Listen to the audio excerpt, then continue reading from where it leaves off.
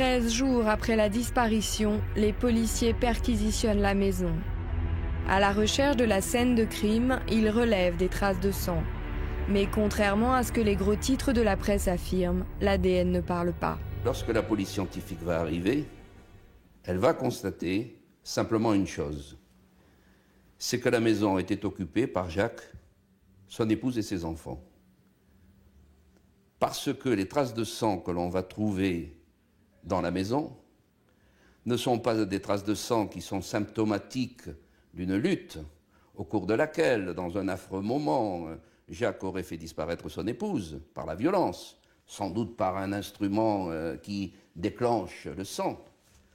On va trouver dans un appartement non nettoyé, et pour savoir que cet appartement a été non nettoyé, il faut quand même lire avec une attention soutenue et essayer d'exercer une sagacité parfaite les procès-verbaux de police. Mais toujours est-il qu'il est dit, il est écrit, que l'appartement n'a pas été nettoyé, rien n'a été maquillé, qu'on ne trouve pas à l'intérieur de cet appartement, de cette villa, des traces de lutte.